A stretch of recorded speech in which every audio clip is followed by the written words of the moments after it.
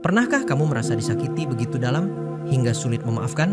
Atau mungkin kamu menyimpan dendam, berharap orang yang menyakitimu mendapatkan balasan setimpal? Dalam ajaran Buddha, ada sebuah kisah yang menunjukkan betapa berbahayanya api kebencian yang dibiarkan membara. Inilah kisah Kalayakini. Di kota pada masa lampau, hiduplah seorang laki-laki dengan istrinya yang mandul.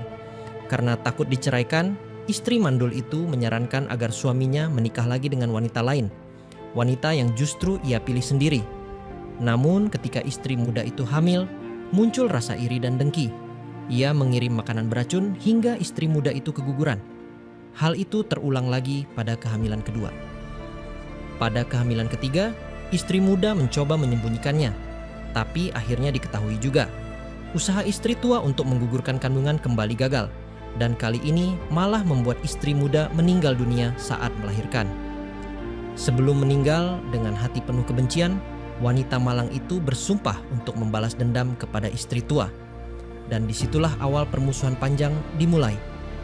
Dalam kelahiran berikutnya, keduanya terus terlahir bersama. Mereka menjadi seekor ayam betina dan seekor kucing.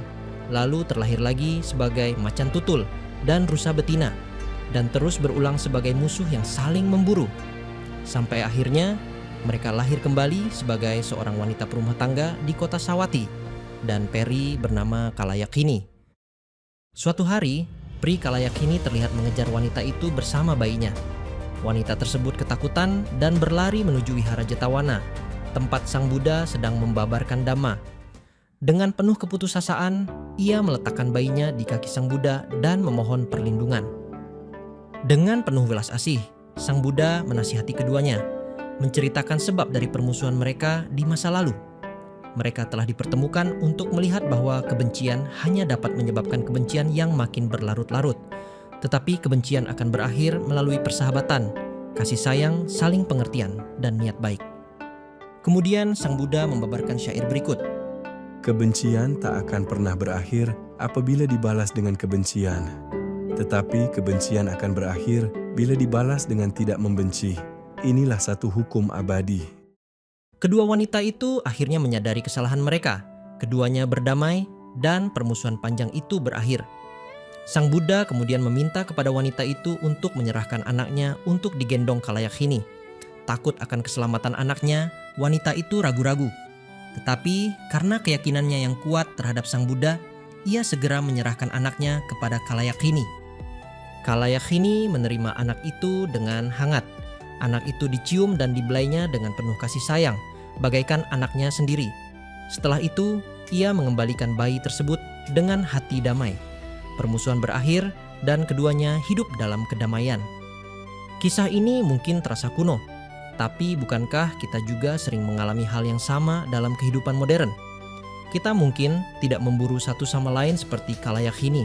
Namun banyak dari kita masih terjebak dalam lingkaran balas dendam emosional antara keluarga, teman, pasangan, bahkan di media sosial. Kita ingin menang, ingin membalas, ingin membuktikan. Namun seperti dalam kisah ini, kebencian hanya memperpanjang penderitaan. Selama kita belum memaafkan, batin kita akan terus terlahir dalam penderitaan yang sama. Hidup demi hidup, momen demi momen. Ketenangan sejati baru datang ketika kita berhenti membalas dan memilih cinta kasih tanpa syarat. Dendam tidak membuat kita kuat, ia hanya mengikat kita pada masa lalu.